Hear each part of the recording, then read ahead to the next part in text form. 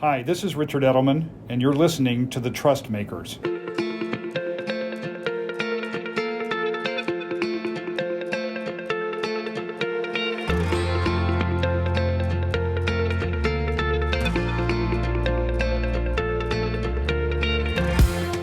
Hi, I'm Alex Heath, the U.S. Head of Social Impact and Sustainability at Edelman. I'm joined today by climate expert Radley Horton. Radley is a professor at Columbia University's Climate School. He studies climate change, weather extremes, and climate impacts and adaptation. We're also very lucky to have Radley on Edelman's Independent Council of Climate Experts. Radley, welcome to the Trust Makers. Thank you. It's great to be here. Radley, you've been researching the risk and impact of climate change for decades. How have you seen the general public's perception of climate change evolve over that time? And how would you characterize where we are now? I think there have been enormous shifts in the last couple decades. So, I sit in New York City, a place within the US where there's, I think for a long time, been relatively high openness in terms of talking about climate and thinking about climate risks.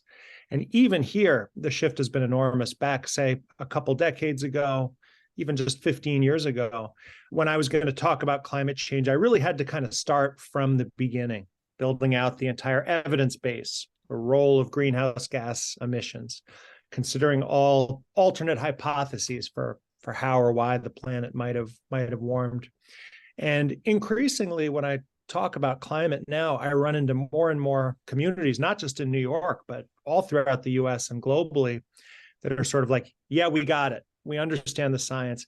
Tell us about the cutting edge sort of emerging risks, maybe the things that climate models might underestimate, things that the financial sector, even when trying to prepare for climate risks, might not be fully sort of cognizant about. So it's almost like a lot of people, I think, in light of some of these incredible, disturbing extreme events the last few years, really are moving sort of towards how quickly is climate change going to happen, and certainly the solution space in terms of adapting to the climate changes that are underway, but also reducing our emissions. Those conversations and actions are so much further along than they were. Now, I will just say quickly, that doesn't apply to everybody, right? It's still the case that in any interaction, start from the premise that people can be skeptical, due to good intentions, right? It's not always poorly intended. So always be ready to start from the beginning when you need to. Always use the language that aligns with sort of the values and sort of perspective people are coming from, and make sure you're talking about issues that are important to them. Given that I think we share a base knowledge, many of our audience are already understanding some of that, so we don't have to start from the beginning. So my expectation is some of our audience might follow up and say, well, what are some of those cutting edge risks? When you're asked those questions, what are some of those that you're seeing now? And I'd love to hear a little bit more about how you're thinking about that. One example would be some of these extreme weather events of the last few years, especially heat waves. The heat wave in the Pacific Northwest of the US in late June of 2021. Numerous heat waves across Europe the last couple of years, over 100 degrees in the United Kingdom. And along with that, instances of regions drying out incredibly quickly under those heat extremes, giving us extensive fires, places like Eastern Canada, far beyond the magnitude of what our climate models would have said is really possible for the level of greenhouse gases in the atmosphere today. You could say the same thing about, really heavy rain events that exceed, what we thought was possible. If it was just one or two events around the world, there's a real chance that it is just chance alone, right? But when you look at the extent of these really off the charts extreme events, it becomes clear that things are happening more quickly. That's just the sort of extreme event side. We could also talk about tipping points that are growing concerns in the climate system. Could things like the Atlantic Ocean conveyor belt, the circulation, also be changing? Could the Amazon rainforest be at risk of really shrinking dramatically in size at faster rates than we thought due to climate change? Those are all the kind of risks. One more point, it's not just these climate hazards changing, the extreme events, the climate tipping points, it's a growing awareness of the vulnerabilities in our systems, in our sectors, how our crops can't handle these extremes of heat, how the human body really starts to break down if you push too high in terms of heat and humidity. All of our sectors are interconnected. You can't look at crops or human health in isolation. If you're doing financial modeling of climate risks, if you're a reinsurer, I think there's a growing appreciation that we may be grossly underestimating some of the risks of potentially catastrophic outcomes, frankly, in terms of repricing of assets, vulnerabilities of at-risk populations. So hence the urgency, to reduce our greenhouse gas emissions yesterday. Absolutely. Thank you for expounding on that a little bit. It's very helpful. You talked about vulnerabilities. You talked about sectors are interconnected. And these are the conversations that I continue to hear amongst our clients. And we, in our shared community, many eyes are on COP28 that's coming up at the end of the month.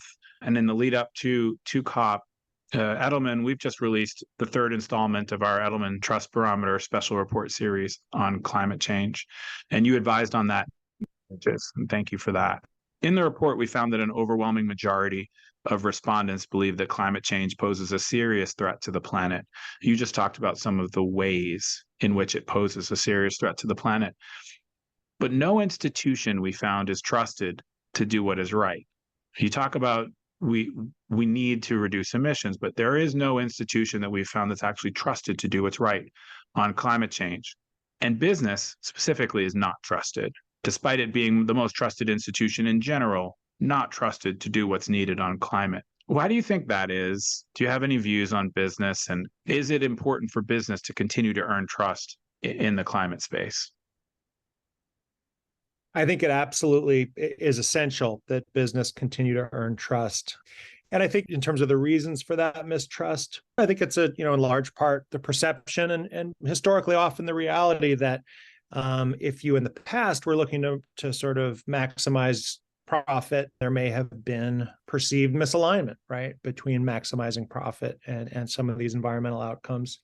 We also need to acknowledge that, greenwashing has historically been a real thing in some cases. So those are some of the reasons. Now, of course, it can also be true, and is true, I think, that given the urgency and the challenge of reducing emissions and adapting, protecting people, workers, communities, supply chains from climate risks, I personally have come to believe that there's no way we can get there and ramp up at scale without the kind of investment and technology that business can bring to the table. So that's part of the urgency. And I do think there can be nonlinearities in this too. It can become the case that over time, profit maximization by companies can start to align more than it did in the past. It can lead to the same choices that actually are sort of better for the planet and better for justice. Partly, if communities and workers are starting to demand that, and investors are starting to demand that of companies, but also if it starts to become clear that the companies that are at the vanguard of pushing further than others in reducing emissions and encouraging adaptation will be rewarded, frankly, by earning that trust and by showing that they are nimble and getting ahead of a wave. It's far from guaranteed. I don't think the private sector will get there with sufficient ambition on its own, or on its own would pick sort of the optimal choices. But in conjunction with being moved by the public, working with government, I personally think the only sort of possible hope is with enormous amounts of private sector engagement.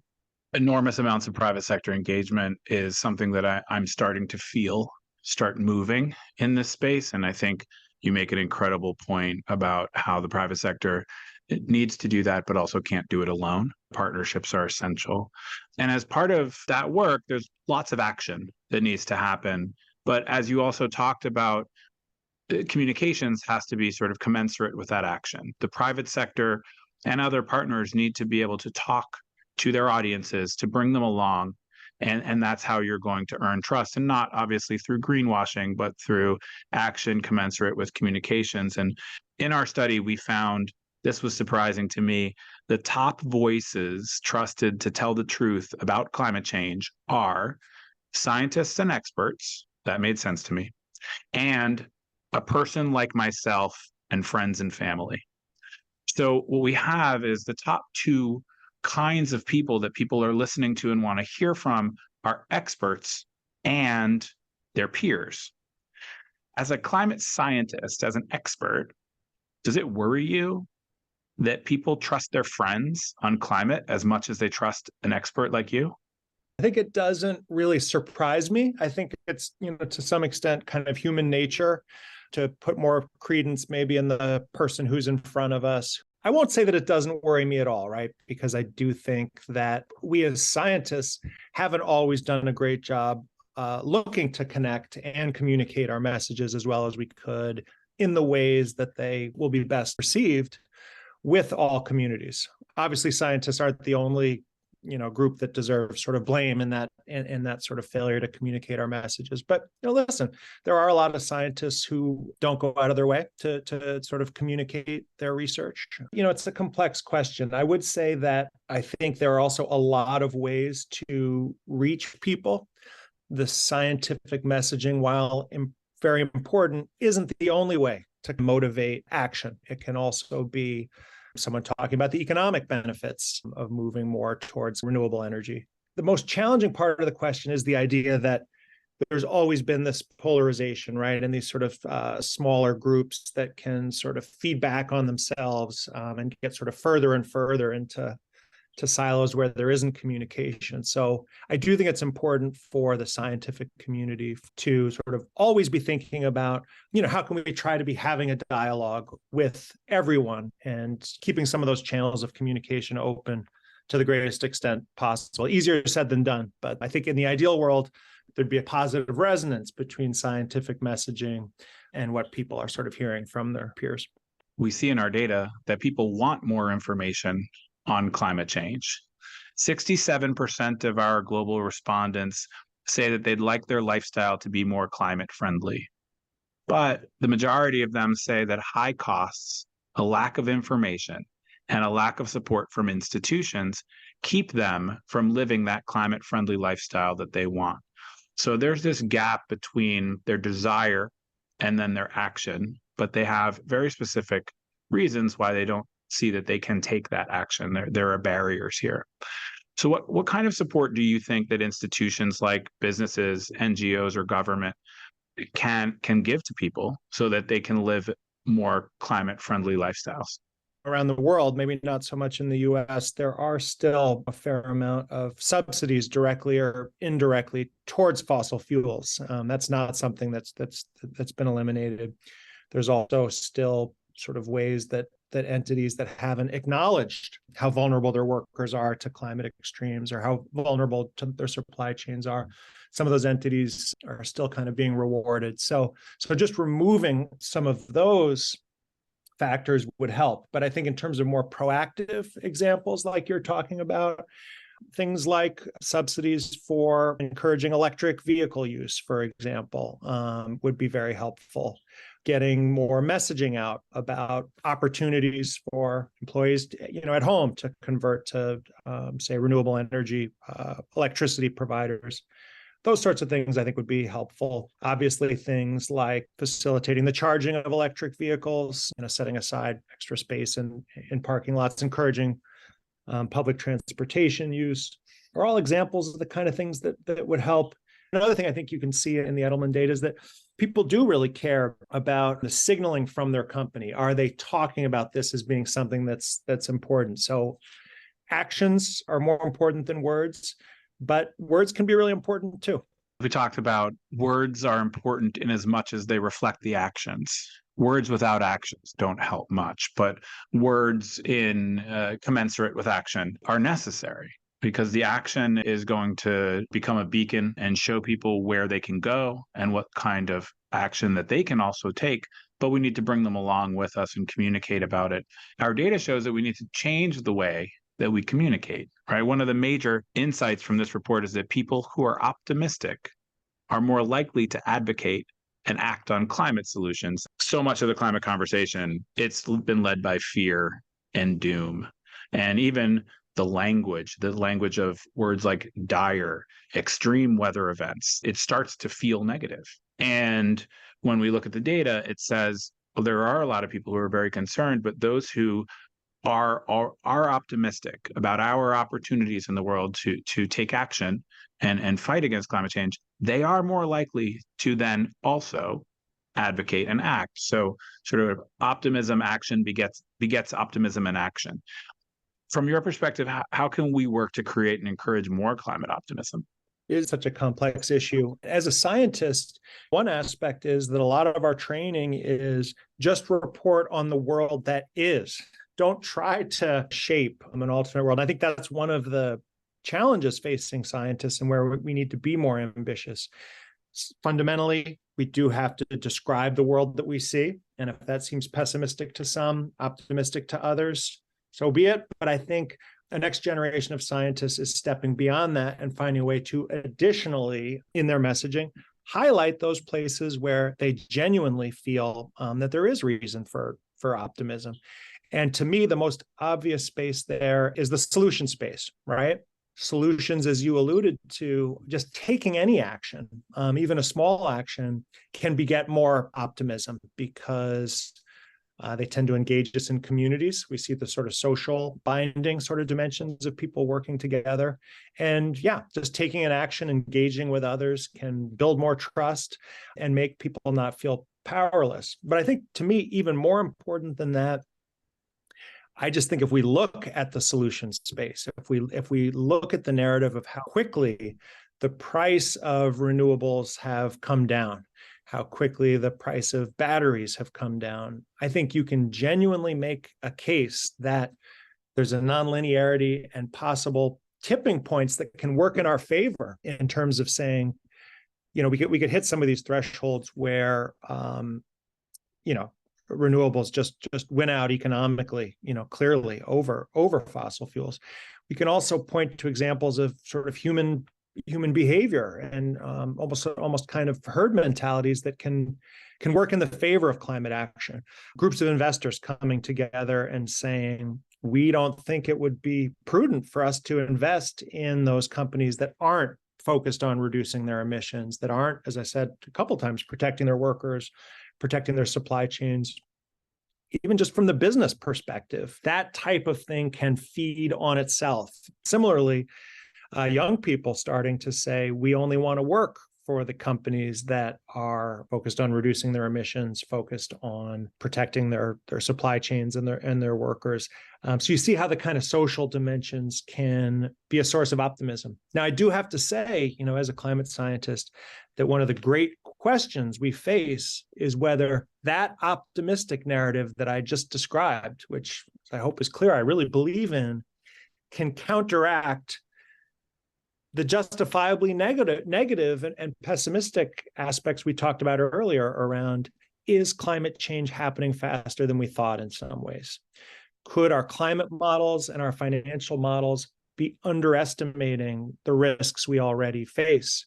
It's hard not to feel pessimistic in the face of that. But as I say, there's a lot of room for optimism too.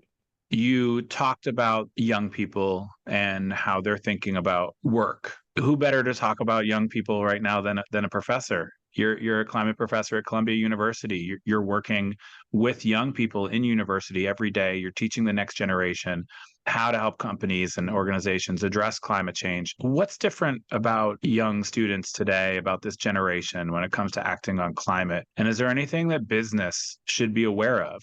We're looking at emerging talent base of young people coming out of universities over the next few years. What do we need to be aware of about these students? You know, I should probably preface by saying that most of the students I work with are in the sustainable development department. So they're, you know, it may not, you know, sort of perfectly, you know, represent the perspective of all students. But having said that, there's an unmistakable trend, one of these powerful, almost nonlinear trends, I would say, where if I went back several years, you know, ESG wasn't something that my students were thinking about no matter what job they picked. You know, it really would have been sort of 7 or 8 years ago, should I go work for one of the few companies that is known for ESG?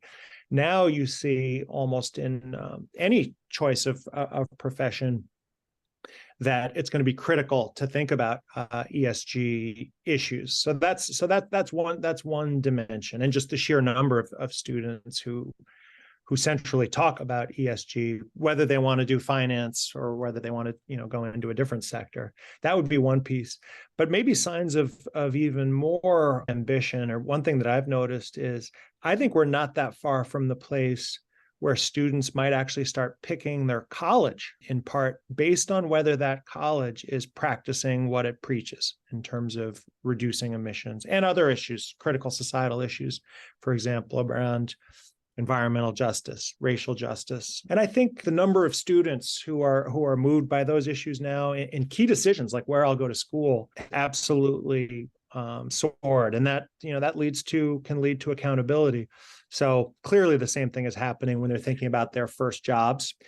And I think, again, even if there's a subset of students who, let's just say, don't care so much about ESG for its own sake, it's not too difficult to imagine a narrative whereby any company that isn't focused on emissions reduction, protecting its workers and protecting against climate risks will just be perceived as a laggard rather than one that is fully trying to kind of be aware of emerging trends and be nimble and be seizing of the opportunities. I'm just so blown away by the ability, even when you think of the students who are really viewing climate change and other risks as existential crises, they still tend to say, okay, but let's get to work, right? They tend not to let it paralyze them. They tend to say, all right, but here's a narrow piece of the problem that I can chew off and that I can work on.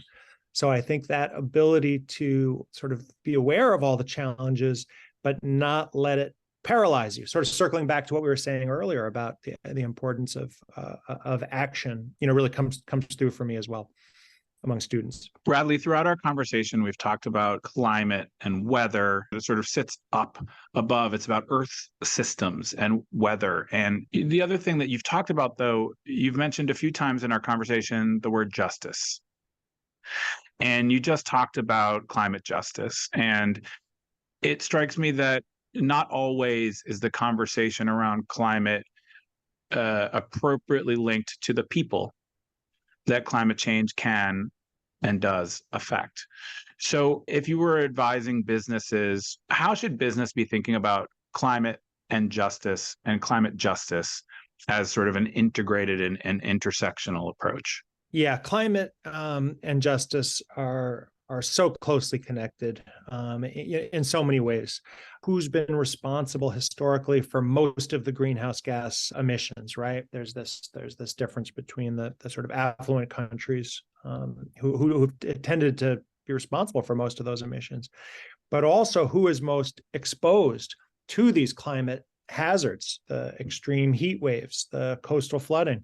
It tends to be some of the more historically marginalized communities that live in those floodplain zones, who are maybe in parts of the world where temperatures are already really high, who are in those cities where there isn't a lot of tree cover providing shade.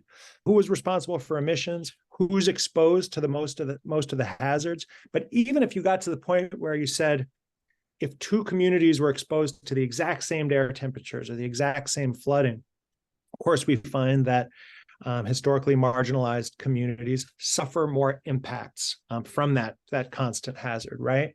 They're more likely to have pre-existing health conditions. They are more likely to, basically not have an out. They have to make it to work. Maybe there's less savings. There's less sort of forgiveness if they're not able to. There's just in general greater vulnerability for a variety of reasons. And also often less adaptive capacity, less support from institutions, less of a sort of range of options. So all these things really conspire to mean that you can't separate climate change issues from climate justice issues. And that's why these ongoing conversations, including at COP, about loss and damage and about protecting vulnerable communities are so essential. Radley, thank you. It's been a fascinating conversation. That's all the time we have for today. Thank you for sharing your insights and expertise. And to our listeners, thank you for listening to The Trust Makers. If you enjoy the show, be sure to subscribe and consider taking some time to write a review. And if you're looking for more trust context and applications, subscribe to the Edelman Trust Institute's newsletter via the link in the show notes. We'll be back next time with more insights on how to build trust in today's society. Thank you for tuning into The Trust Makers, an Edelman podcast in partnership with Advertising Week, where we speak with leaders and other trust builders across institutions. See you next time.